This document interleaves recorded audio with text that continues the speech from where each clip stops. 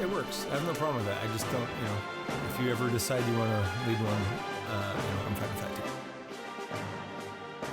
Greetings, fellow Midgardians. Welcome to Absolutely the Best Podcast, Series 1, Episode 4. This is also Episode 100 if we're counting in binary. I'm Zach. With me is George. Hello. And today we'll be discussing Thor from 2011 and figuring out where to place it in our MCU movie ranking. I know. But I'll save that for later. I'm really curious to get to that, actually. So first I want to say what's up to Majors. I also want to say hello to our listener in Belgium, depending on if you're in the French or the German-speaking part of the country. And I just substituted for one of the co-hosts on the Gamers Week podcast this week, and that's a weekly gaming-related podcast. I can't imagine having the time to do that weekly, but they do a great job with it. Every week on Friday, they have a new episode out. I was just on the one today, which is February the 9th. If you didn't find us through them, then find them through us. Okay, so let's start talking MCU. We're trying a little bit more different stuff this episode. We're still dialing in the format of the show. So in an effort to keep the recording time and the editing time, especially for me, down, and ultimately the final episode run length reasonable, pretty much rolling anything from the alternate casting, extras, and comics section that I would talk about at the end, anywhere where it might be appropriate in the discussion. So rather than me going, most of the extras were a waste of time.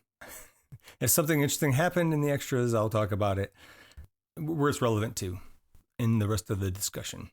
As a reminder, we are assuming the listener has seen the movie before. We'll cover most of the important plot details of part of the discussion, but we don't intend to cover everything in great detail, just what we need to discuss about ultimately ranking the movie. And of course, there will be spoilers.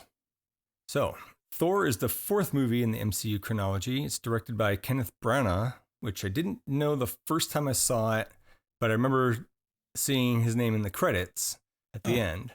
I prefer him as a director rather than an actor. And I want to use Mary Shelley's Frankenstein as my example here. I think it's a divisive movie, but I really like that movie a lot. His character he directed that, but he's also in it, and his character is kind of annoying and over animated. Yeah. I did like that movie too. So yes, it's good. It's a solid movie. The screenplay for Thor is by three people I was not familiar with at all: Ashley Edward Miller, another Zach who spells his name wrong, Zach Stentz, and Don Payne. Miller and Stentz seem to work together a lot. They co-wrote X-Men First Class, which is a good movie. But they also co-wrote Agent Cody Banks, which I haven't actually seen, but I assume it's probably not very good. So Don Payne, turns out he wrote a lot of the Simpsons episodes. And I'm thinking maybe he was brought in to punch up the script a bit. There's quite a bit of humor in it. So maybe that's why they had him take a pass on it. He also co-wrote Rise of the Silver Surfer, the second Fantastic Four movie, but I'm not going to disparage him too much on that because he died at 48 from heart failure / bone cancer. Say something until you said that. That's how you go out if you have bone cancer, and that's horrible. yeah. So I'll lighten the mood a bit with some trivia. Apparently, Sam Raimi started developing a Thor movie in the early 90s. But it got stuck in development hell, so that never came to fruition. And of course, Sam Raimi went on to do the Tobey Maguire Spider-Man movies. So let's talk a little bit about our first experience with Thor or the Thor movies. Thor's always been one of my favorite, just because I think growing up, I was a big Norse mythology fan. And so discovering comics and discovering like a god like Thor as one of the heroes was always like really awesome. I think when the movie was coming out, I always had reservations about it coming out because I just had no idea how they were going to kind of make him as cool as Iron Man.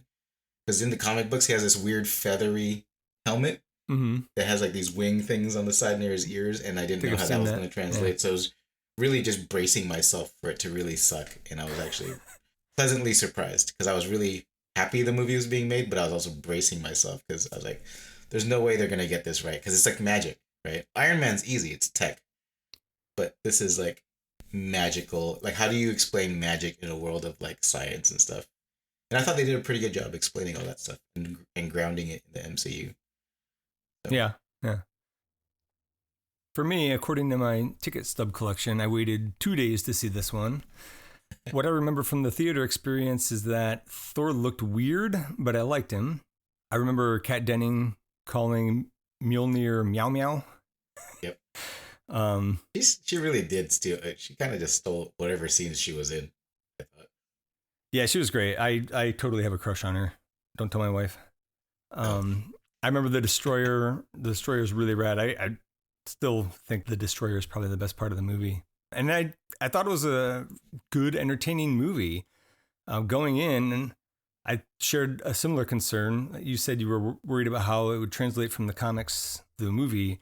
I'm pretty sure I thought this was going to be stupid and terrible because I was not into the comics, nor into mythology, but the whole idea of it seemed dumb and goofy. And I don't like magic and mystical stuff usually. There's exceptions, I'm sure. This being one of them. Spoiler alert. But somehow Marvel made it work. And I think part of the credit, or a lot of the credit even, is due to the actors who managed to make it funny and entertaining without being like wacky and silly. Yeah. And, especially Chris Hemsworth and Tom Hiddleston and Stellan Skarsgård, who took it seriously, but not so self-seriously that they took it seriously, but still had fun with it. Right. This was probably the fourth time that I watched the movie, I think, at least. And I still enjoyed it quite a bit. I really like the outfits in this. They're all pretty cool. That's another thing that could have easily been goofy, especially Loki with the horns on his helmet. Yeah. But it manages to look really cool. I got to admit. I really loved that helmet when they finally brought it out.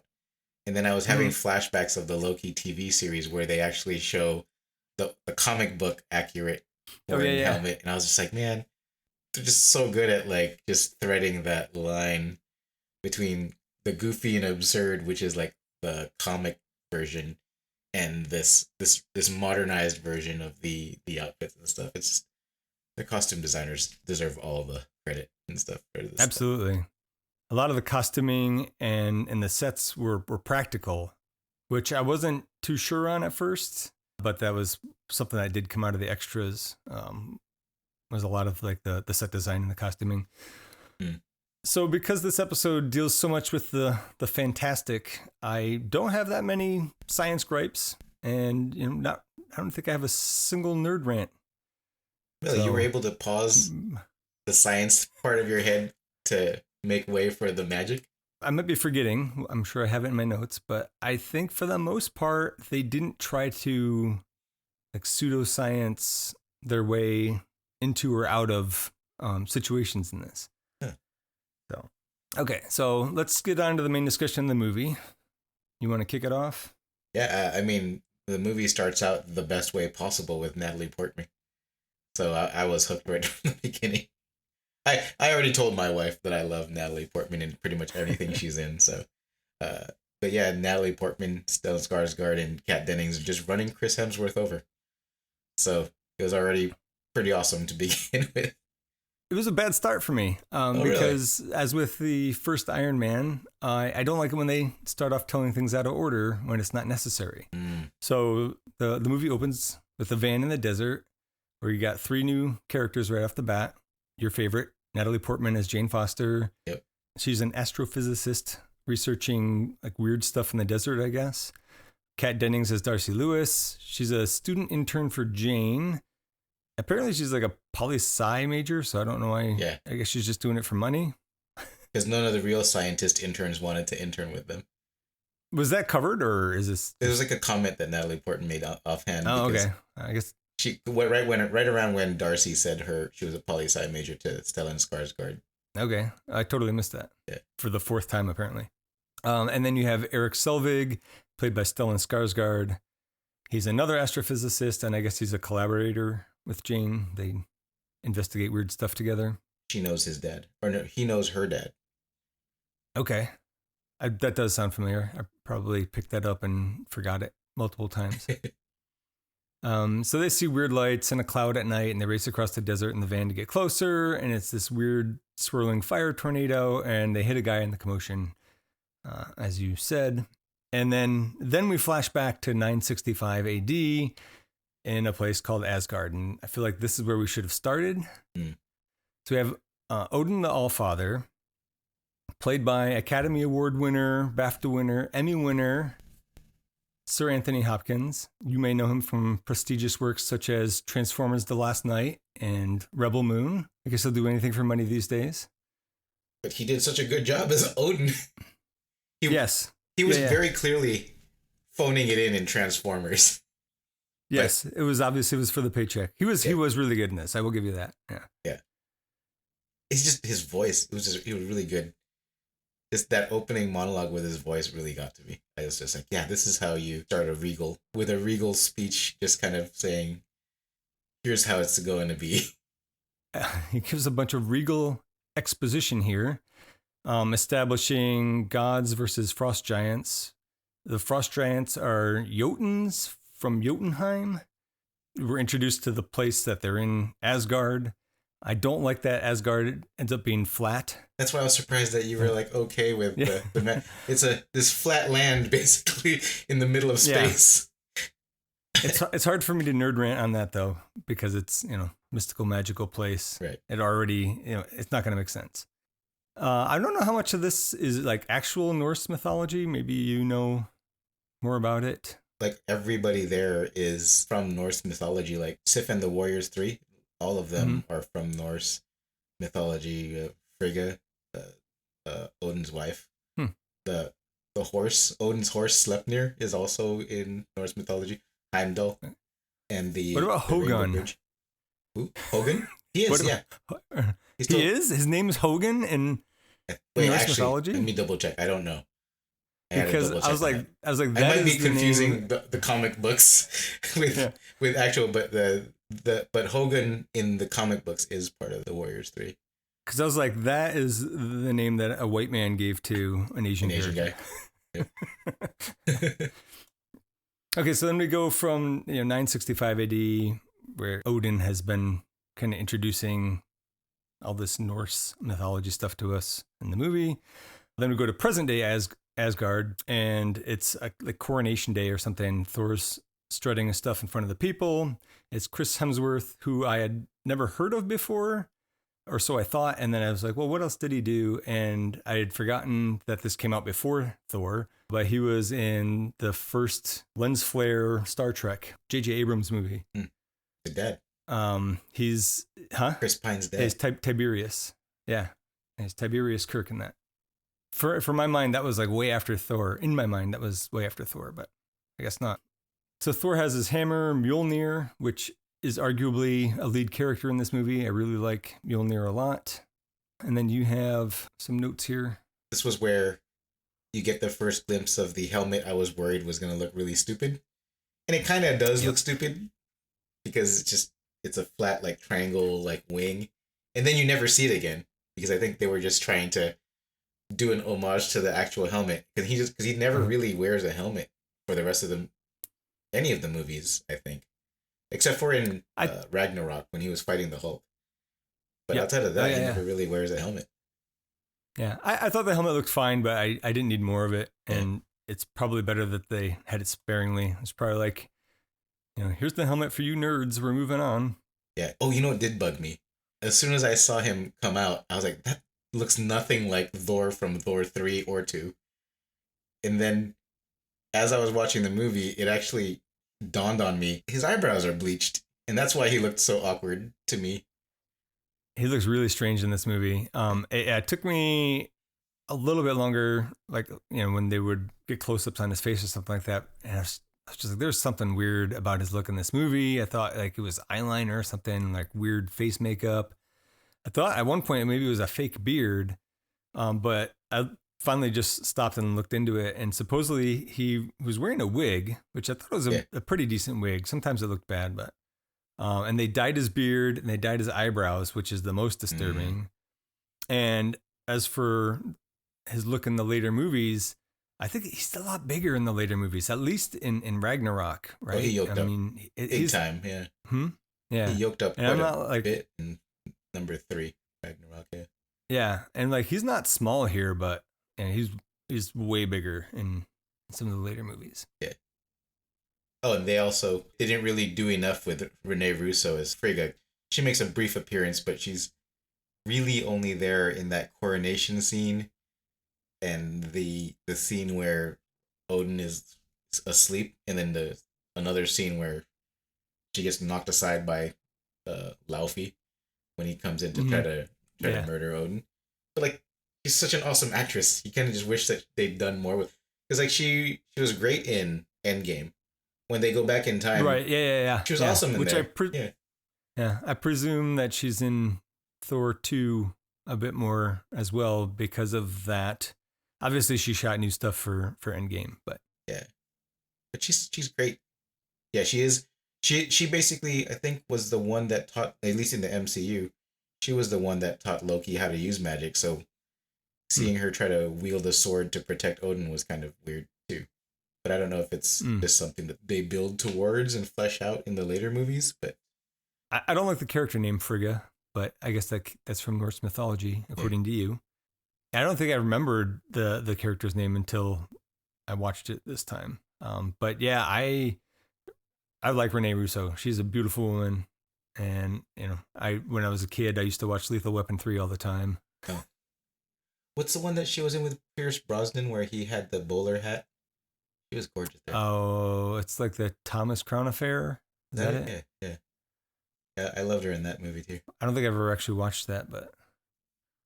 Ooh, and then I guess that leads straight to the scene where the frost giants are breaking in, and you see the guards in that vault just walking by a bunch of powerful Marvel artifacts, which you never really get a closer look at until I think Thor 3. Yeah, I think Hela's 3. walking by and she's breaking them. Yes. But yeah, so I thought that part was interesting, just how they broke in and everything they touch starts breathing. Yeah, that was cool. Right as Thor is about to be sworn in as king, the frost giants come in and start messing things up, I guess. I thought that the casket that they were interested in, I guess it's called the casket. At first, I thought it was the Tesseract, because it kind of glows the same blue. And I'm not even sure what the casket is anyway. What is? I don't even know what it is. It's a MacGuffin for the movie? Yeah, it's a MacGuffin that made it so the frost giants were some sort of equal to the Asgardians, because the Asgardians are just so tough and strong to begin with. They had to give the frost giants something to put up a fight, because Thor by himself was beating the crap out of everybody. So yeah. So the frost giants came in and they're wrecking Coronation Day, and Odin lets loose with the Destroyer, it's called, which is this like giant robo protector thing. And I love the sound that its face fire laser makes. Yeah. I'm going to put in a clip of that sound.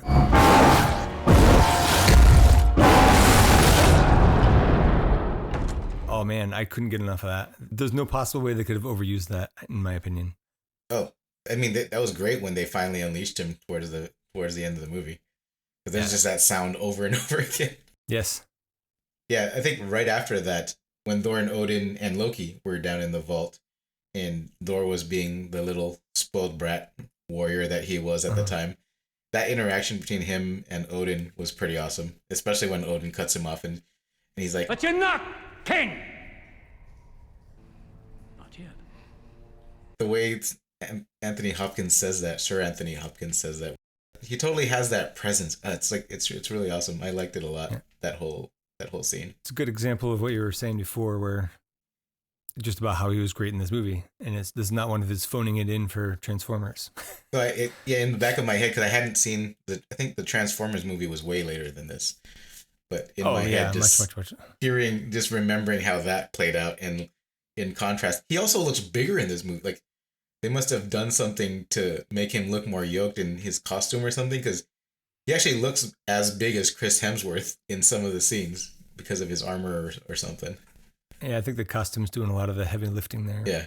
But it does look cool. I'm not knocking you, totally Sir Anthony Hopkins. And so Thor's pretty butthurt about his day of honor being ruined, and Loki has a pretty transparent and convoluted plan, if you ask me. He convinces Thor and Thor's friends, which is the Lady Sif and the three warriors. Yep. There you go. Convinces them to go to Jotunheim for revenge. They were like really cool to see. Sif is another character I kind of wish they'd done more with, because in Norse mythology, she's his wife. Oh, really? Yeah. But I didn't know that. It's kind of sad. Like I guess it's just kind of sad seeing them all pretty much die in Ragnarok except for Sif, and then I don't remember if she died in Love and Thunder. I thought she died in Love and Thunder, but I can't remember. I'm pretty sure there, after some battle or whatever, Thor races over there, and she like lost an arm or something, and she's like, oh, I'm gonna die and go to Valhalla, and he's like, no, you need to die in battle. The battle's over. That cracked me up. yeah, and then and I think she's alive later or something, but okay. I don't remember her actually dying. So, but maybe I could be wrong. Yep. Yeah. So yeah, it's always like Sif and the other guys is how I always remember it. I was like, why is it the Lady Sif and the three warriors? Like, she's also a warrior. She's amazing in this. Yeah, the sexist Asgardian gods. Yes, that's right. The other three guys, they're fine, but mostly I remember Sif, played by Jamie Alexander. The other guys are Ray Stevenson as Volstagg. You said he passed away, and I was like, wait, the character or no. Ray Stevenson? Ray Stevenson, yeah, like, recently. Yeah, that was pretty sad. I like him in everything he's been in too. He was in the Good Punisher movie. He was. I really liked that Punisher movie. Yeah. He was also in the other guys. Speaking of the other warriors, he was in the other guys. He's hilarious there too. So then we have, sorry, buddy, I'm going to ruin your name if you're listening. Tadanabu Asobo as Hogun, and Josh Dallas as Fandral. Yep. And then you said that they're in Ragnarok? I don't remember them being in Ragnarok at all. They died pretty much instantly. Oh, remember when Hela comes into the Asgard and she's saying, "Guess what? I'm back," and they're trying to stop her, and she basically has like all these spikes come out of the ground and kill all the Asgardian warriors and all three of them. Oh wow! All right, I don't remember that at all. I feel like when we get to that, I'm gonna feel a little bit worse about that this time around. Oh no! I keep looking at Fandral and getting distracted when I was watching this because he becomes, what's his name? The whiny Shazam guy. Zachary Levi plays him in 2 and 3. And then, okay. I was wondering like why he didn't keep playing Fandral. It's because he was, I guess Josh Dallas was tied up filming Once Upon a Time. I think that TV series that he was in. So, yeah, Loki is convincing everyone to go take revenge on the Jotuns. And so this is where we're introduced to the Bifrost, which allows you to travel between the realms. I guess Jotunheim is a different realm than Asgard. And so in charge of the Bifrost is Heimdall. Played by Idris Elba. I did not know Idris Elba's voice was that magnetizing. It was just like very captivating to hear him like talk. Yeah, they might tweak the equalizer a little bit on him, but he's got a good voice for sure. But he's another one that I kind of feel like they didn't do enough with, given his power of being able to see everything. Yes, and then they just kind of unceremoniously killed him in Infinity War. Does he die in Infinity War? The very, very beginning when Thanos. Yeah. That's right. Like, oh, you didn't see that coming? Yeah. That might answer a question I have later then. Yeah. So, Heimdall guards and operates the Bifrost, and he is pissed that somebody got by him. He doesn't know how the Jotuns got in, and Loki says there's other ways in and out of Asgard that is never explained that I caught. I thought maybe it was the Tesseract, but Loki doesn't have that at this point. Mm-hmm. Yeah. So Heimdall opens the Bifrost to send them all to Jotunheim. And the Bifrost looks very different from how I pictured it in the regular books. I don't think they mention it in the comic books, but it's very prominent in the mythology. Except in the mythology, it just looked like a rainbow. Mm-hmm. So I guess you couldn't really do that. That could have been pretty silly. But the Bifrost Gate here, it just looks really cool because it's like equal parts mechanical, science-y stuff and magic. And it's just like this really cool effect of just speed flying through everything. And I guess Natalie Portman explains it as like an Einstein-Rosen bridge. Oh, how was it? Yeah. Yeah, I thought it was pretty rad. I liked it a lot. It was cool. I think just in this one though, I didn't realize the Bifrost Gate has a tornado around it, and they don't have that in the subsequent movies, especially when Thor starts using, is it Stormbreaker? When it starts using the other hammer that has the Bifrost built in. Is it Stormbreaker or Stormbringer, George? I don't remember. It could. I'm blanking. It's one of those. I think it was Stormbreaker, but I don't remember either. Yeah. I don't even remember the Bifrost in the other movies, because at the end they break it at the end of this one, right? So I would presume they rebuild it in Thor 2, and then all of Asgard is destroyed in Thor 3. So then it doesn't even matter anymore. Right, but see, I thought it was like Wi-Fi. You can break the router, but if you just buy another router and you get Wi-Fi. Yeah. You know? Like the. It's not like if you break the router, it's not like the electromagnetic spectrum doesn't exist anymore. Right? Okay, you just need another tool. Yeah. So they go to Jotunheim, and Jotunheim looks like it sucks. I mean, it looks like a brutal place. It's dim and dark, and it looks cold. There's a lot of fighting, and I found it kind of hard to see what was going on because it was so dark. I guess I could have turned the brightness up on my iPad a bit. Yeah. That's where I think that fight is, for me, the first time seeing Thor actually unleash Mjolnir. And that was that part, seeing him beat the crap out of people with a hammer. And then in the comic books, you totally see he totally does the spinning circle thing with the with Mjolnir and just beats the crap out of everybody with that. So it's really cool seeing him use it in the movie and then do all kinds of stuff like flinging rocks really fast at the frost giants and stuff. So it was really nice seeing your imagination. I think that's one of my favorite things about MCU movies is it's seeing your imagination actually come to life in this movie. And so this is especially one of the first ones because Iron Man, again, it's tech, so you can kind of believe it right off the bat. It's not that much of a stretch, but seeing something magical, like it's the same effect of like Lord of the Rings and stuff for me. Yeah. But seeing Mjolnir in action, just awesome. Yeah, I mean, it's another thing. I mean, like, oh, it's a magical hammer and he spins it around and can fly with it. Like, sounds dumb, but it looks really cool. I bought into it. There's a part where Loki gets touched by a frost giant and it turns his arm a little bit blue.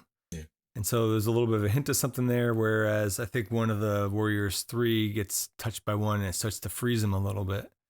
So there was something going on there, and that gets explained pretty quickly. Around here, I had in my notes that there seemed to be a huge leap in the amount of CGI being used in the film, but that it looks good.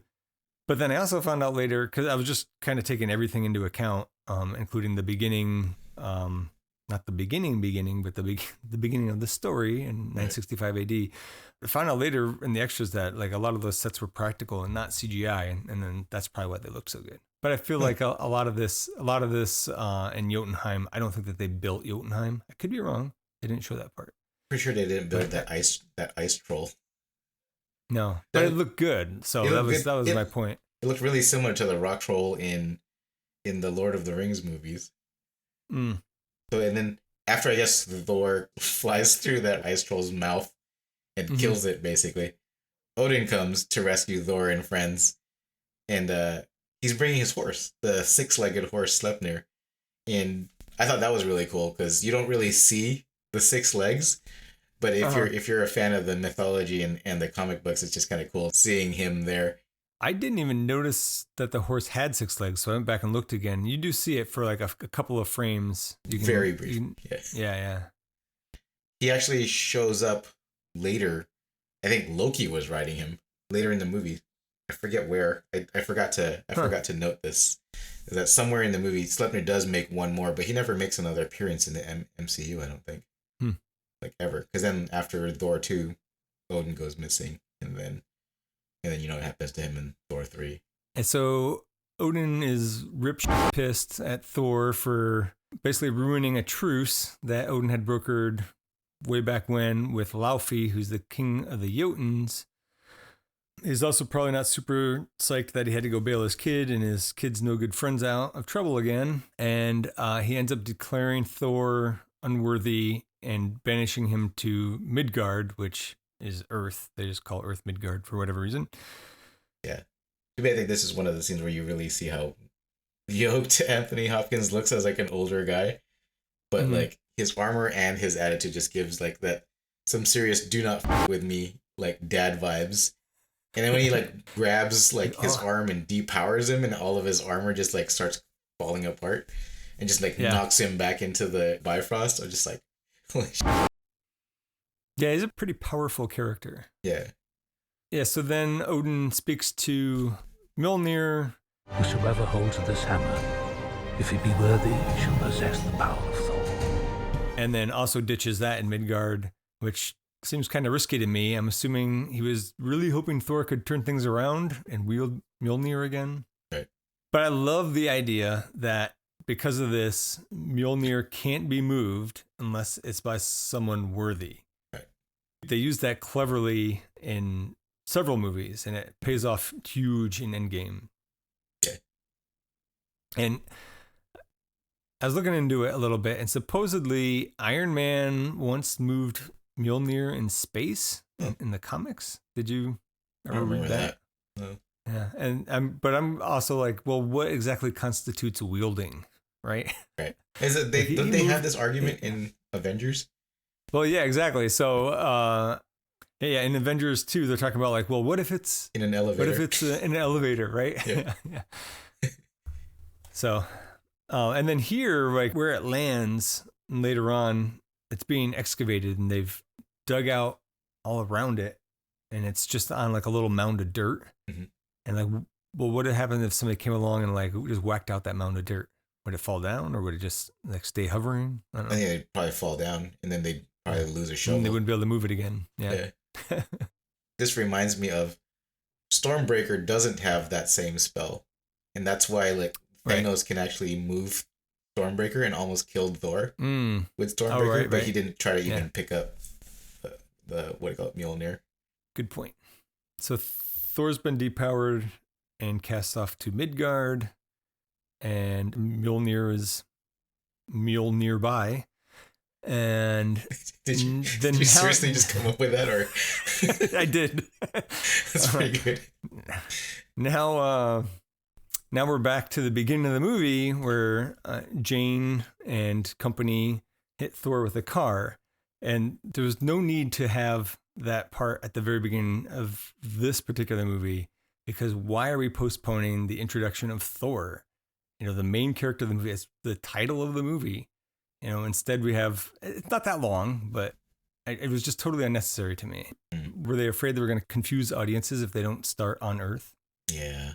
So I would have preferred to see it open with the 965 BC exposition, then present day Asgard, then Earth. Fair point. Didn't ruin the movie for me, though. Not by any means. So Thor gets hit by the van. They take him to the hospital because he's mortal now, I guess. And in the hospital, he comes to and kind of freaks out. One of the best scenes in the movie, too. When he starts talking about himself in the third person and then gets drugged in the butt. It's pretty... Yeah. Yeah, I laughed pretty hard where he's like... You're no match for the mighty! And he doesn't even get it out, and they trank him, and his face just like squishes up against the window. Yeah. And then like was like a few scenes later, he's escaping from the hospital, and Natalie Portman's there to try to find him, and then she runs him over. Mm-hmm. Totally understandable. Yep. I'd let her run me over too. You've got some weird kinks, George. Oh, mule. Oh, man. Just I've been a big fan for a while. Yeah. That did not save Star Wars. That whole series that there was nothing was going to save that. Yeah. Ooh, and then did you see Stan Lee's cameo in New Mexico? He's driving the truck. Yep. Yeah. Right. Yeah. Mjolnir is found in New Mexico. People initially think it's a meteor, maybe, or a satellite. And then, everybody's trying to move it. And Stanley's cameo is him driving a truck, trying to pull Mjolnir. I'm going to not be able to say that by the end of this episode. Trying to pull it out of place and just wrecks his truck in the process. Meanwhile, back in Asgard, Hogun nails it immediately. He's like, Loki's the traitor. And Loki's seems to be very interested in that casket thing. And when he's holding it, it turns him blue, right? Kind of turns him into a frost giant looking person. I was wondering, why wasn't he, how did he ever turn not blue, right? I think it was because of Frigga and her magic or something. Oh, okay. There you go. I think. That would make sense. I feel like I've read that somewhere in the MCU stuff, but I don't remember exactly where I might have heard that. Loki finding out he's Laufey's kid. He had his moments as a kid where he turned Thor into, was it a frog or something, or tried to sick a snake on him. I forget what the story was that Thor was saying in Ragnarok. How Loki put a snake or something in his crib. But this is actually the real turn and origin story of Loki being quote unquote evil, because just the disdain of finding out that he really isn't Odin's kid. Yeah, Odin tells him that way back when Odin took the casket from the Jotuns, he also took a baby, which was, he says, small for a giant's offspring, abandoned, suffering, left to die. Laufey's son. But how does this make him the god of mischief? Why does that give him all these powers? I don't think he was actually a frost giant in the actual Norse mythology. Right. I don't remember, but I'm pretty sure he wasn't. And I think you said earlier that Frigga is the one who teaches him magic. So yeah, I can't remember exactly where I saw that too, but I feel like we'll go with that. Yeah, we'll just roll with it. Yeah. We can fact check ourselves another time. No, I'll just let somebody email about it. Yeah. And then so Odin falls asleep. Well, for whatever reason, Loki getting really pissed off at him brings on this narcolepsy. that was a weird scene. I was like, was he like, oh my, I have the vapors. Right. He had to lay down for a bit. Like, what was that? I don't know. I mean, in the comic books, he has to go to sleep once every millennia or something. I just thought it was weird that it happened right there when he was getting yelled at by Loki. And then he supposedly recharges because he's got so much, he's like this powerful source of all-father energy or something. And he goes to sleep, but normally he's in that bed. But him passing out because he's getting yelled at by his kid. That kind of... I mean, I've definitely felt that tired being yelled at by my kids. Same. So since Thor's been banished and Odin is taking a power nap, that puts Loki in charge by default as acting king. And so we go to Natalie Portman finding out Coulson is taking all her stuff, all her documents. And we see Clark Gregg more. He's got a bigger part in this one for sure. Yeah. Yeah, so he shows up with S.H.I.E.L.D. to confiscate Jane Foster's equipment, and they sure seem like dick government personnel in this one. They're pretty polite about it, though. That's true. I just don't like how they walk in and take what they think is theirs. Did you catch the Hulk reference from Eric about how he knew this scientist, this pioneer in gamma radiation?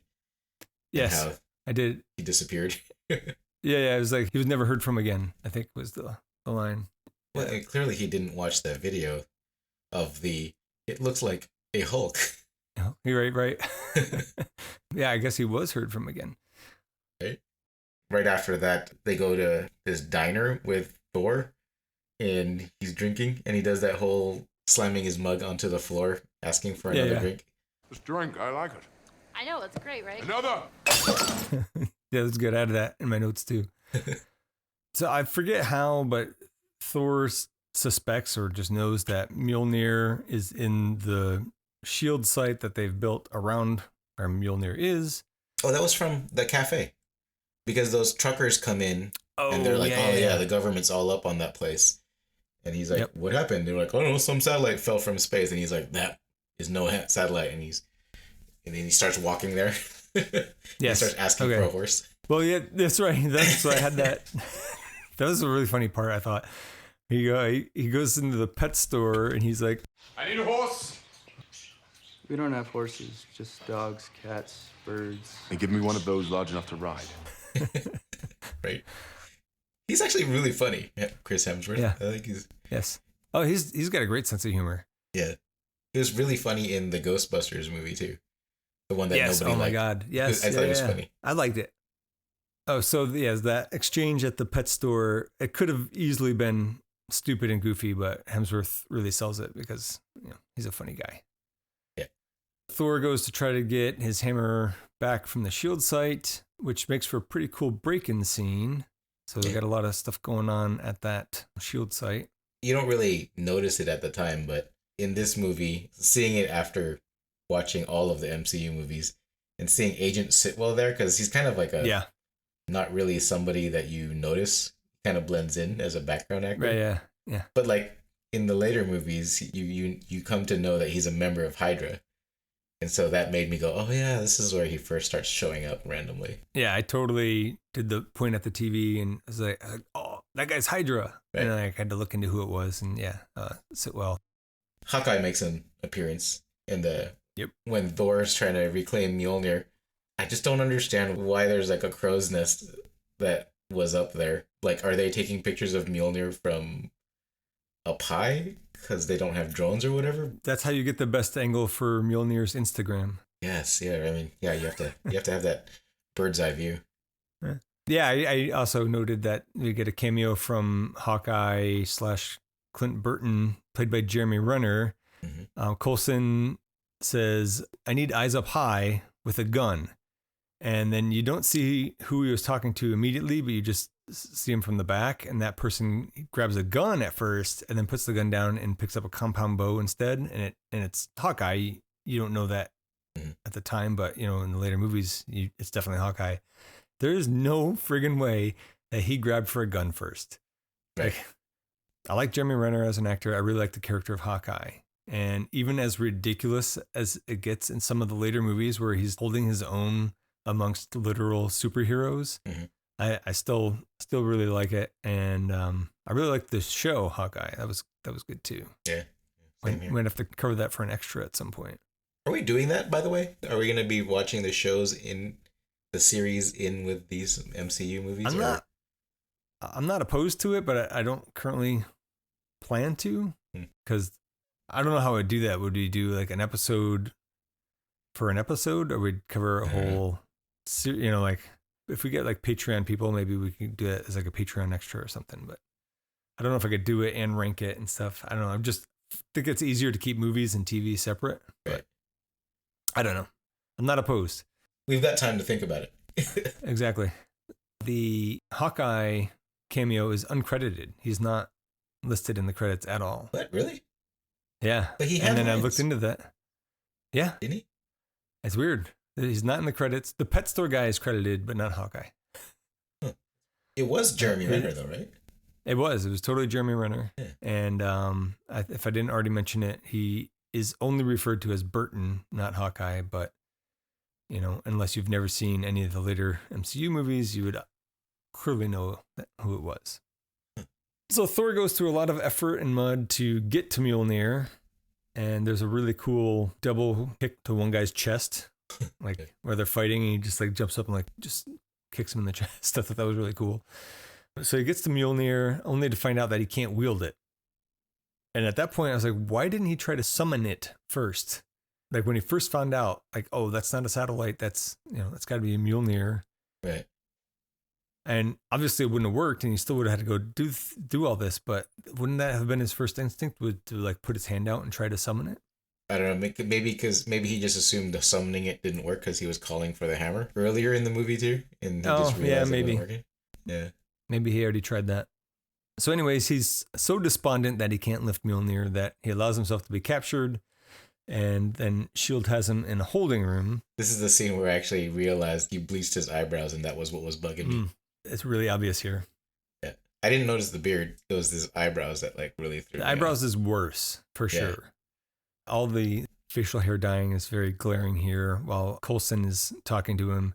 I also think possibly color contacts. I guess he has blue eyes in real life, but they looked Super a blue. weird blue. They looked fake blue. Yeah. Oh, I just assumed it was because of the fluorescent light in that room. Could be. Yeah. Could be.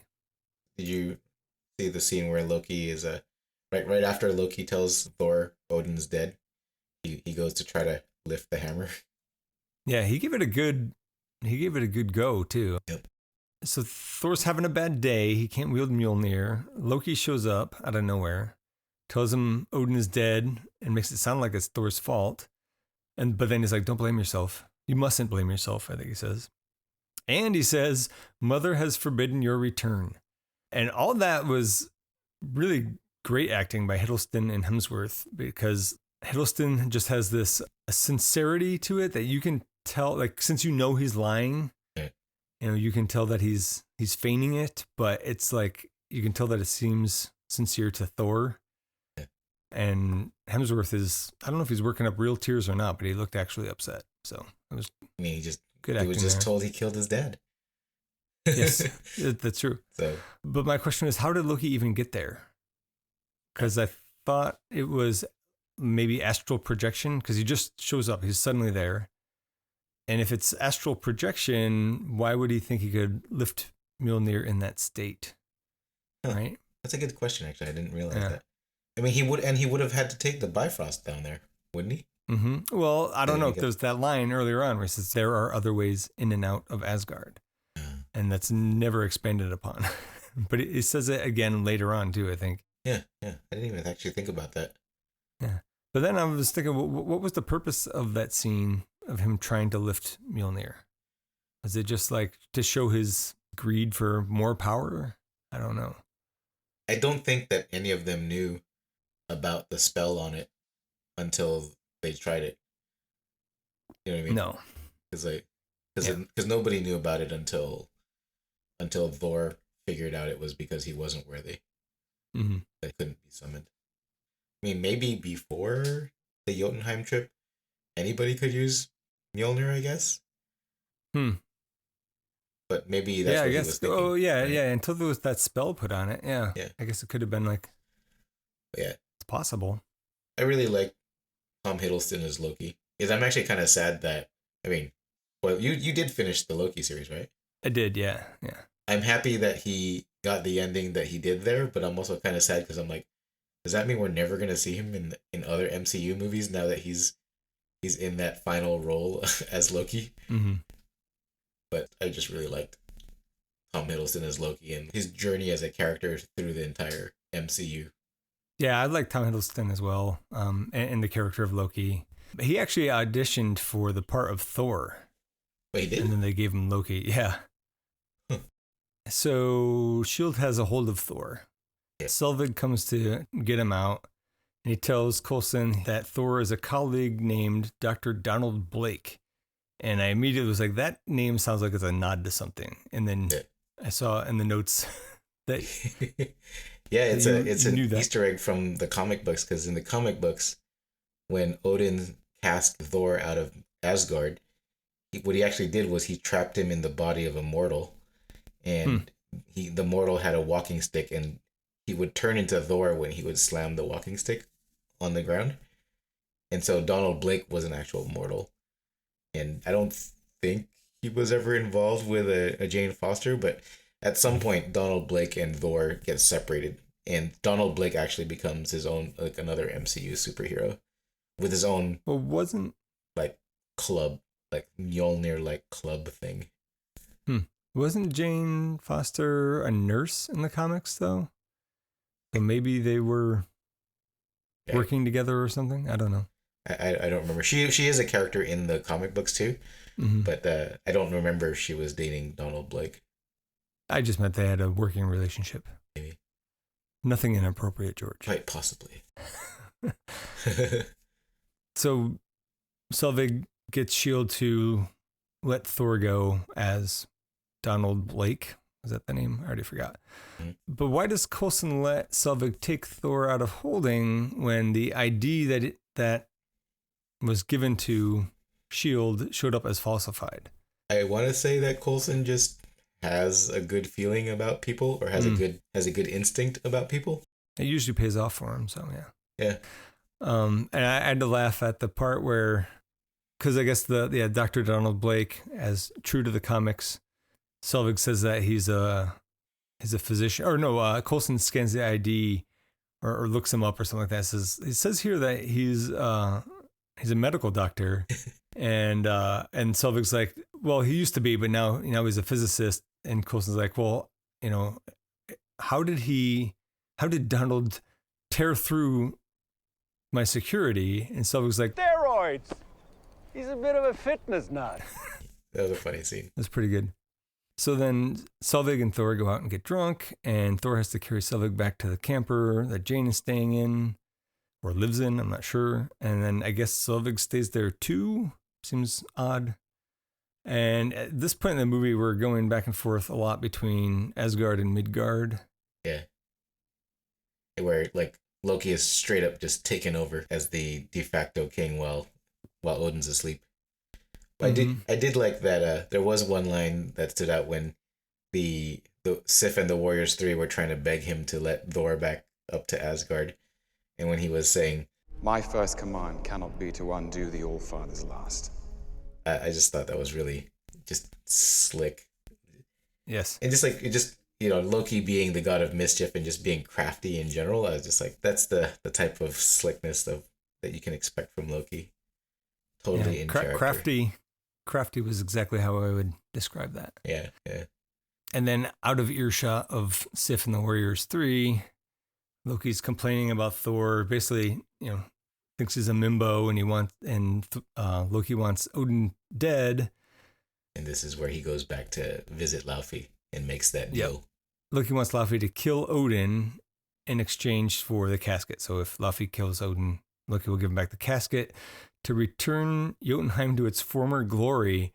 Like, what was that like? Because in the flashback that they show where Odin took the casket, it still looks like a hole. Right. But there's more ice when the frost giants have the casket. Okay. I guess that's a good thing when you're a frost giant. Yeah. You don't have to worry about global warming. Yeah, I was just about to say that. Jotunheim warming. Right. So then you have Thor talking to Jane about where he's from. That was a cute scene. How did you feel about that? That whole... You're right. Yeah, look. Your ancestors called it magic, and you call it science. Well, I come from a place where they're one and the same thing. I thought I was like, hey, that's a perfect description of the needle that MC is trying to thread. I agree. It reminded me of the Arthur C. Clarke quote that magic's just science that we don't understand yet. And I guess she quotes that. She quotes that. Yeah. I think it was actually earlier in the movie because I was scanning around trying to check something else in the notes, and then I saw that. I was like, how did I miss that one? Yeah. That whole cutesy Norse mythology and astronomy lesson and drawing Yggdrasil and the 9 realms. I thought that was pretty cute. I would have been pissed if he was sketching in my notebook like that, though. Yeah, fair. It wasn't a blank page. He was just like writing over other stuff she had. Right. So he's talking about the 9 realms. And I'm like, what other 9 realms do we ever see in the MCU? And here we got Asgard and Midgard, which is Earth, and Jotunheim in this movie. And then I was looking into it a little bit. Apparently, Thor 2, which I can never remember what it's about, is... I don't even know how to pronounce that. Svartalheim? Svartalheim. Yeah, I don't know. Yeah. Which is the home of the Dark Elves. Right. I thought that it was the same. I thought it was just Jotunheim again. And it was, the Frost Giants again. I can't tell the difference. So I'll have to keep that in mind when we get to Thor 2. But that's it. I mean, there's what's the name of the realm that Hela was in? Because wasn't she trapped somewhere? So yeah, something with an N, I think. Oh, Niflheim. Yeah, I think that was right? it. Like, I think. Sounds right to me. But why is Earth mid? Which actually seems on brand. I mean, everything about Earth is mid. Yes. Right? Oh, Nidavellir is one of them, too. Okay. Wasn't that where Stormbreaker was born? Oh, maybe that's why it sounds familiar. That does sound really familiar. Yeah. Okay. So back in Asgard, Heimdall rightfully thinks Loki is acting sus. So the four musketeers decide they're going to go find Thor. But when they're discussing it, they're like, Heimdall might be watching. and then 2 seconds later, this guard comes in and says, Heimdall demands your presence. He sees everything. yes. So, but is he always watching like Jesus? But this is why Infinity War is so infuriating. Like, did you not see that the Thanos' ship was about to beat you guys in your tiny ship? Like, Does Heimdall see what you do when you're alone? I mean, he must. Yeah. He's just like, oh, he's like, I know what you've been doing. Like, you're disgusting. Unless you have an incognito browser. So Sif and the Warriors 3 go to Heimdall as he requested, and he questions them. You would defy the commands of Loki, our king. Break every oath you have taken as warriors and commit treason to bring Thor back. Yes. Good. Which is a nice exchange. But then he says he's bound by honor and he can't open the bridge for them. And he walks off, but he's left his sword and the little swordy slot that you used to operate the Bifrost. So they're pretty much good to go. And I like Heimdall's direct, pragmatic approach to the issue. So he's technically following the rules, but knows that they're going to go take care of things. Sif and the Warriors 3 go to Midgard. S.H.I.E.L.D. picks up an anomaly, and I think this is my one legitimate science gripe with this movie. The one S.H.I.E.L.D. agent says that the anomaly was detected 15 miles due northwest. I was like, well, if it's due, you don't say due unless it's one of the four cardinal directions, right? And I looked into this, and like I'm pretty sure I'm right on that. And so I wonder if he meant to say like true northwest, so because you have like true versus magnetic directions, but I didn't even catch that. yeah. Oh, I'm a stickler for nerd details. Maybe I just didn't catch that because like I think that's around the scene where the S.H.I.E.L.D. agents are saying, "Hey, is there a Renaissance fair in town?" And they do that whole like. At base, we've got Xena, Jackie Chan, and Robin Hood. Yes, it's pretty good. They left Volstagg out though. They could have easily said Gimli for him. Big Gimli. Yeah. I put in a note that I felt like Loki, as much as I like Tom Hiddleston and I like the character of Loki, he's not fun in this one yet for the most part. And I think similar to what you said earlier, it's interesting that they've been able to make him likable, especially after the first Avengers movie where he kills Coulson. Oh yeah, that's right. Spoiler alert. That's right. He kills Coulson. Yeah. Yeah. So not very fun Loki. Saw the Bifrost earlier when Sif and company went to Midgard. So he activated the destroyer at that point, and now he goes and he confronts Heimdall. And Heimdall doesn't mince words because he's a bad motherfucker. And Loki relieves Heimdall of his duties, accusing him of treason, and says he's no longer a citizen of Asgard. To which Heimdall is like, then I don't need to obey you anymore, and immediately draws his sword to throw down. And I wish there had been a little bit of a fight here.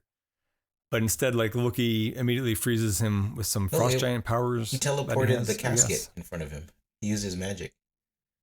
If you slow it down, you get to see it. Like, it actually it warps into his hands, and then he freezes him with it. Oh, I'm going to go check that out later. When I'm editing this, I will check it out. And then I'll be like, George was right. Or George was wrong. I'm pretty sure I'm right. Yeah. It would make sense. It's just like Mickey Rourke whipping the repulsor blasts away. Yes. You do tend to have a better memory for these kind of details. George was right. So, yeah, Heimdall is frozen, but, it's going to take more than that to keep Heimdall down. Yeah. I like when the destroyer lands and everyone's looking at it, and one of the agents goes, "Is that one of Stark's?" That was a nice callback to Iron Man. And that's 4 for 4 movies with at least a mention of Stark. And it's going to be in Captain America too. Not number 2, but TOO2. Like, there will be a mention of Stark also in Captain America. Right? His dad, though, right? Is it Howard Stark in that? Yeah.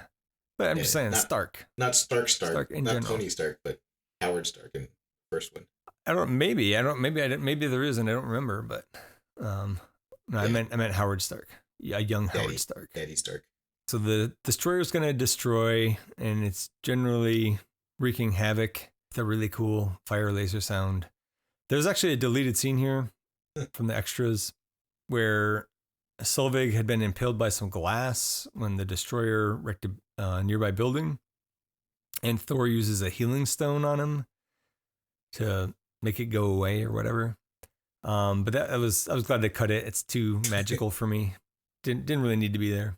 This scene with the destroyer, to me, I feel like it's the big battle scene of the movie, and it's kind of the best part. There's some really cool things that happen. I liked it. There was the in the X-Men. There's something called the fastball special where Colossus armors up and he throws Wolverine, because Wolverine in the comic books is tiny. Yes, but here they have like a Volstagg version. Like that happened in one of the movies where the other two guys basically launch Volstagg, and that was kind of funny to see. But Sif was just way more badass than the other three together, and this is what I'm saying. She's a warrior. She totally jumps from a building, from the roof of a building, and stabs the destroyer in the face, in the back of the head. That it looked like it was a fast fight until it reversed itself and decided to beat everybody. Yeah, that was my absolute favorite part of the movie. Like, she stabs it in the back of the head, and it kind of powers down for a second, but then like all the little ring sections of it just kind of turn around. So it's like it turns around without like physically turning around. It's kind of hard to explain. But that was really cool. Yeah, it was pretty awesome. That was really good CGI there too. I assume that had to be. It just looked CGI, really good, right? It looked like a magical thing, because there was nothing inside but a fire, and the outside was just like rings of metal almost. Yeah, I love the design. Yeah, I love the design of that. That's really cool. I want a destroyer statue, like, I don't know, 2 feet tall. A Lego destroyer statue. Yeah, if they could make it look cool, that'd be pretty neat, actually. I think similar to the Thor being depowered, the Thor actually powering up, the whole lead up to that was also pretty awesome, because there was, I think, Thor just realizing they were all undergunned, or the destroyer basically was more than a match for all of them, and so Thor pretending that he had a plan so that all of his friends would get out of the way and leave, and I just thought that was pretty cool and very, very inspirational. He like arms himself with a shield and sword, just telling his friends, "Hey, yeah, no, I got it. I have a plan." And then when he's far away enough from his friends, he just tosses the sword in the shield and just starts imploring Loki to stop, and hoping that there's something in his brother still listening over there. I think for a minute there, it looks like the destroyer is about to stop, but then he just turns around and just backhands the crap out of Thor. And since he's a human, he basically was strong enough to pretty much kill him or bring him in borderline dead. So I thought it was really sad. Like, I think Odin tears up more than being hit by a car twice. He was watching from far away, I guess. Yeah. But then Mjolnir awakens, and that part's just awesome. I loved it. This might be my favorite part. Mine too. the part where the destroyer gets stabbed in the back, turns around, awesome, and so is this, which comes like right after it, and Mjolnir just comes careening back to Thor, and he catches it, right? Like, his hand goes up and catches it, and then there's like all his lightning and all his armor comes flying on bit by bit. Like, that was awesome. That was really cool. I love the part where Mjolnir just like launches up really fast and starts break. You can see the speed of sound break, or the sound barrier breaking. Yeah, like it was such a cool scene. So then, so Thor's fully repowered, has Mjolnir back, and then he destroys the destroyer pretty quick. Yeah, that kind of disappointed me. It was kind of a way too fast way to destroy to stop something called the destroyer. Mm-hmm. I didn't have a problem with it. I mean, he's a god. Yeah. I thought it was better than dragging it out. Like, I'm not really sure what they would have done differently. Yeah. Like, they kind of already had the battle before that. Yeah. But well, I mean, he used Mjolnir, not saying... and nothing can destroy. I mean, until Hela, nothing could really destroy Mjolnir. Yeah. So it was fine. It was just a lot faster than I thought it would be. It is quick. I did like Natalie Portman's line about. So is this how you normally look? More or less. It's a good look. That whole thing that she did. Yeah, that was pretty good. Back at Asgard, Loki lets all the Jotuns in. It looks like Heimdall is still alive and he's watching. He ends up just rage breaking out of the ice and picks up some Jotuns and then opens the Bifrost for Thor, Sif, and the three warriors. Loki goes to kill Odin, but Loki stops him and kills him, which I guess the whole thing was a ruse, ye old double cross, to make Loki look like a hero, and I guess people would accept him more readily as a king eventually, because I guess if Odin doesn't die, he doesn't become king right away, right? But right around then, Thor shows up, Loki denies everything, and says that he needs to destroy Jotunheim. Which he starts to do using the Bifrost. This is the part that I didn't understand. He was just like, it'll build until it rips Jotunheim apart. And I don't know. I don't understand. I think that was a reference to what Heimdall was saying about why he has to. Oh, somebody said something like, "Why can't you just leave the bridge open?" And Heimdall says that the energy from the bridge would like end up destroying the destination because of just the power of the bridge. Yep. And so I remember that now that you say you have to turn it on and you got to turn it off as soon as you land. You got all the answers, George. It was it was in the movie. I just remember I watched it two more times to prepare for this. Yeah. I've seen this movie at least 4 times and I didn't catch that. Okay, so, that's definitely not a nerd gripe then. There's some memorable lines here after Thor tells Loki, you can't kill an entire race. And Loki wants to fight him. Thor says, I will not fight you, brother! I'm not your brother. I never was. Loki, this is madness. Is it madness? Is it? Is it? This is where Tom Hiddleston's really great. And he's just like, is it? Right. Is it? And he just like, you can see it in his eyes, man. He's looking crazy. Yeah. He wants the approval. He wants daddy's approval. Exactly. But I guess Thor was only joking about not fighting because they definitely fight. I don't love the magic powers part of the fighting, but it was okay. I do love when Thor pins Loki in place with Mjolnir, like on the Rainbow Bridge. He just sets Mjolnir on his chest and then he can't get up. Sweet. I love the creative use of Mjolnir there. So to stop Loki and save what's left of Jotunheim, because it's already getting destroyed, Thor destroys the bridge to the Bifrost, which in turn destroys the Bifrost. It just kind of detaches from the edge of Asgard and kind of blows up and falls off. So Odin, fresh from his epic nap, shows up and saves them from falling off the edge of the flat Asgard. Loki ends up letting go and falling away, which is probably a trick. I don't know. I mean, he's definitely in other movies. He's in 2, right? And he like supposedly gets killed in 2, I think. Yes. Yeah, he fakes his death because then he replaces Odin. But not really. Yeah.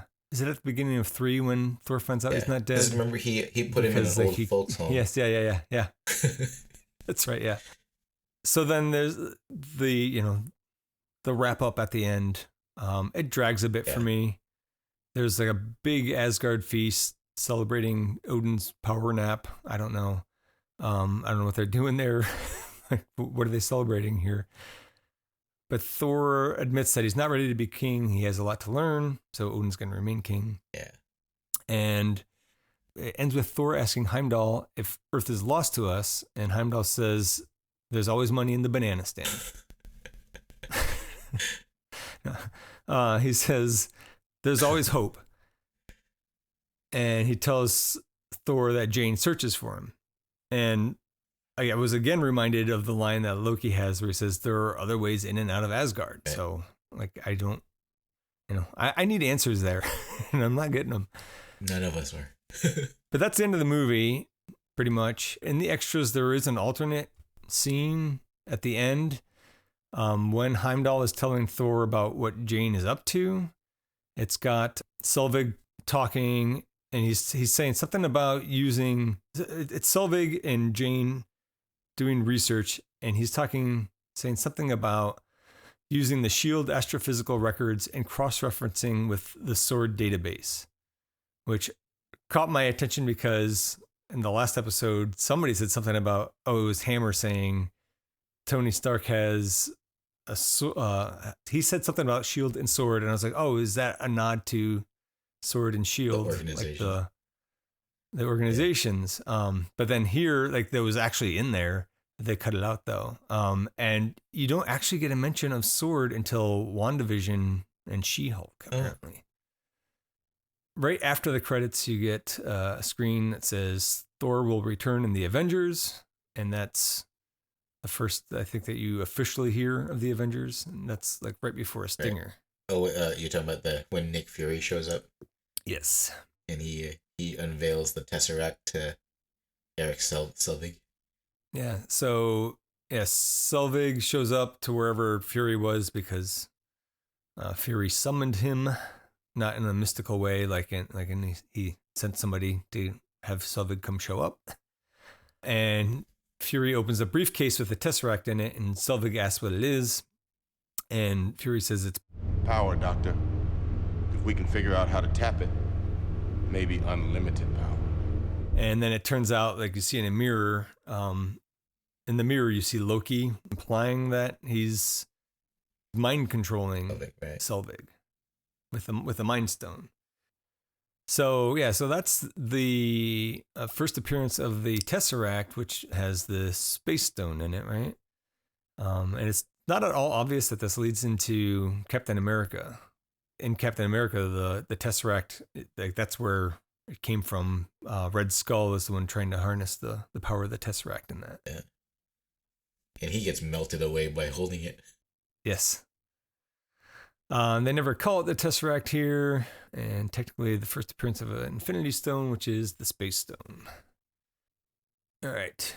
Changes we'd like to have seen. I mostly just wish Thor didn't look so weird in this, which is a much bigger problem for me than not starting the movie at the beginning of the story. Did you have any proposed changes? I mean, that's the part that just took me out of it when I rewatched it again. Or I think this most recent time was just like, why does he look so weird? They need to do like a special edition where they digitally go in and make his fix it eyebrows a normal color. I would be in favor of that. Normally, I don't like it when they go back and with things after the fact. But. I mean, nobody stopped him. Nobody stopped the art department and said it looks weird. It looks weird. It looks weird. Okay, so now we get to the ranking. Mm-hmm. Critics and audience are again in agreement, 77% and 76% respectively. It's a little bit higher than Iron Man 2. I feel like it could be a low 80s for me. I mostly enjoyed it. A lot of that is because of Chris Hemsworth. There were other actors considered for the part, by the way. Liam Hemsworth, Chris's brother. Channing Tatum, who I think he might have, of all the other people, all the other actors who maybe could have done it, maybe Channing Tatum could have, but I feel like he would have played it a little too dumb. Yeah, I don't know that Channing Tatum would have nailed the look down as well for me. Yeah, I guess I was more concerned with the attitude and you're thinking 22 Jump Street. You can't imagine his character in 22 Jump Street as a God of Thunder. Yeah. And then apparently Daniel Craig was offered the part and he turned it down because he didn't think it was fair for him to be James Bond and in the God of Thunder. So that's one I just can't imagine at all. That would have he would have been a good Odin, I guess. He just looks older than maybe Thor. I picture Thor. Yeah, exactly. Yeah. So anyways, I mostly enjoyed the movie. It lost my interest a couple of times, especially in the denouement, just kind of dragged. It wasn't even that long, but I felt like it dragged. And I felt like I actually had it ranked a little too high in my own personal ranking. I would have bumped it down 1 or 2 notches out of like 26 movies or whatever it is now. just a little too high. But again, haven't watched all of them over again already. What were your thoughts on it overall? Definitely not the best of the Marvel origin movies. Like Iron Man and Captain America definitely like beat it hands down. But I came away just enjoying it a lot more than I thought. So wait, are you already saying that Captain America is going to rank higher? Totally. Yeah. Just on the record. On the record. I'm already calling it. Hold you to that. Just from rewatching Thor, because I wasn't sure how I'd feel about it without watching it all over again. But Captain America was another one that I was like, I don't know how this is going to play out, because the guy has stupid wings on his forehead. So I didn't know how they were going to do any of that stuff, and that ended up being a lot better. Also, it's hard to at the time it was hard for me to not picture Chris Evans as the Human Torch, which I also thought he did a good job as being like the Human Torch. Good job in not great movies. Right. Are we talking about our rankings now? Yeah. So sorry, I kind of interrupted you mid. No worries. For me, I think like Natalie Portman just was in the movie, but Anthony Hopkins was just awesome as Odin. Heimdall was awesome. Heimdall was awesome as Idris Elba. Idris Elba was awesome as Heimdall, and I hadn't really heard of Chris Hemsworth before, but I thought Chris Hemsworth did like a great job. So for me, it's a solid 2 in the 4 movies that we're watching, that we've watched so far. Mm-hmm.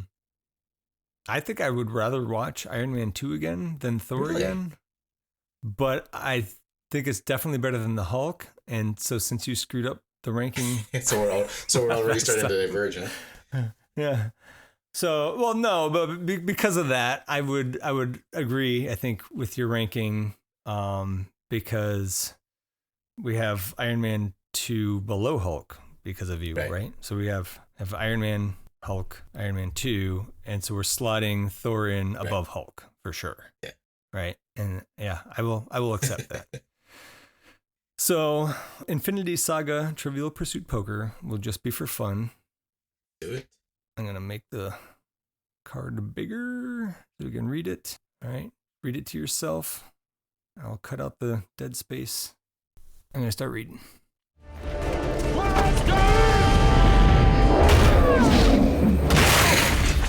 Okay. It is your turn to bid first. How many do you think you can answer correctly? 2. Okay. I also think I can answer 2. Can I answer 3? Well, yeah. I'm gonna let you answer questions because I answered the questions last time. I know, but so I think I can answer 2, but one of them I feel like it's a trick question because when we get there, because the answer's on the card. yes. Okay, then I know which one you think you know too. Yeah. All right. So here we go. I got the answers here. Oh, I'm glad. Okay. Okay. Quantum traveling causes what of nebula and alt 2014 nebulas to entangle? Her memory? Okay, that's what I thought too. It's consciousness. Oh. That's probably a better. That's probably a better answer. Yeah. Well, got that one wrong. What is the model of Scott Lang and Luis's security company? I don't know that one. We got you covered. I thought it was gonna be something funny. Oh, yeah. What is the name of Talos's wife? I don't remember. Soren. Okay. What is the name? What is the name of Gamora's adopted sister? This is the one I'm thinking is Nebula. Right. That's why I'm like, well, I know that one, but it's right there in the top. I mean, it doesn't say it's her sister, but anyways, what's your official answer, George? It has to be Nebula. It's Nebula. Yeah. Okay. I was like, am I crazy? What is the answer? I was like, is there another adopted sister that they're gonna only accept the answer for? I don't know. Tony Stark threatens to donate Dumb E to what type of institution if he uses the fire extinguisher on him again? I don't know. The museum? The City College. I remember the line kind of, but I don't remember him saying I'm going to donate you to the city college. That was, Right. Was that 2 or was that 1? It was 1. Okay. Because when he was first trying to fly or learn how to fly and stuff. What is the name of Wakanda's intelligence agency? I don't know. I was about to say Black Girl Magic because I just saw Marvels. It's War Dogs. I don't know that one at all. Yeah. So I would have only got 1. You only got 1, but it didn't matter this time because we agreed. Yeah. All right. Tied up. Good job. Thank you. All right. Well, that's it for Thor. Next up, also from 2011, is Captain America. Cap is my boy. Looking forward to that one. Really? Is he one of he's one of your favorites? I think he's my favorite. Oh, he is? I'm pretty sure. I kind of forgot how much I also like Tony Stark until we started doing this, but we're gonna find out. Yeah. If you want to tell us your thoughts on the metaphysical properties of ancient mythological weapons, you can contact us at absolutelythebestpodcast@gmail.com. Check out the show notes for our socials. Please help us spread the word. Tell your friends, tell a physicist, tell a Norse god. Thank you for listening, and have a great day. Absolutely the Best Podcast is a production of Audio Johnny, a subsidiary of Corporation Johnny. Corporation Johnny. If it exists, we own it.